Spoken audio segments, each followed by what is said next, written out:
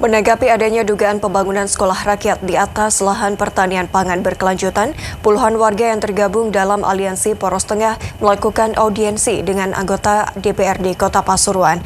Mereka mendesak pemerintah daerah agar lebih terbuka dan transparan dalam pelaksanaan proyek strategis nasional sekolah rakyat. Puluhan masyarakat yang tergabung dalam Aliansi Poros Tengah mendatangi gedung DPRD Kota Pasuruan untuk menyampaikan sejumlah aspirasi dan kekhawatiran terkait pembangunan sekolah rakyat di wilayah tersebut.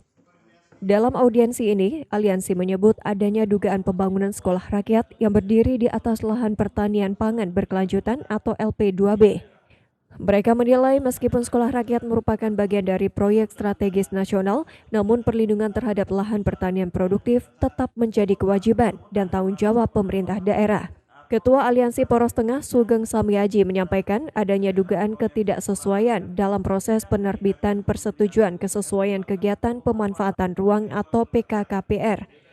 Menurutnya, PKKPR yang tertera dalam aplikasi diduga tidak selaras dengan data yang ada di Dinas Pekerjaan Umum dan Penataan Ruang Kota Pasuruan. Selain itu, Aliansi juga menyoroti penggunaan material bahan bangunan yang diduga tidak sesuai dengan izin komoditas.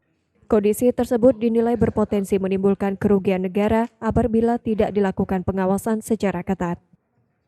Untuk perihal dugaan material ilegal, itu kita sudah mengantongi izin-izin tambang yang mensuplai, yaitu dengan menggunakan komoditas sirtu, ternyata yang dikirim tanah uruk, atau menyalahi daripada izin komoditasnya, itu masuk dugaan korupsi, kerugian negara.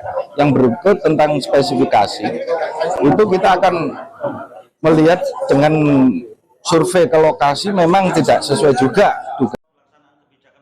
Sementara itu, Kepala Dinas Sosial Kota Pasuruan Kokoh Ari Hidayat menjelaskan bahwa pembangunan sekolah rakyat tahap kedua telah memenuhi seluruh persyaratan sesuai dengan ketentuan yang ditetapkan pemerintah pusat.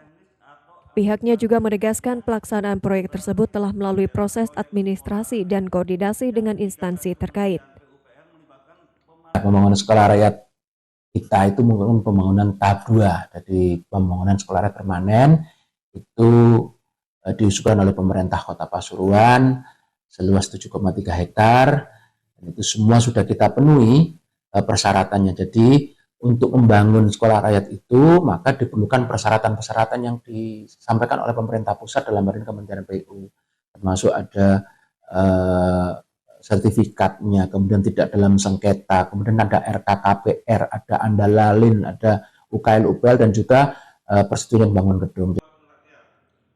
Hingga audiensi berakhir, belum ada keputusan final terkait tuntutan Aliansi Poros Tengah. Namun DPRD Kota Pasuruan berjanji akan menampung dan menindaklanjuti aspirasi masyarakat sesuai dengan ketentuan yang berlaku. Dari Pasuruan, Jawa Timur, Abdul Qadir melaporkan.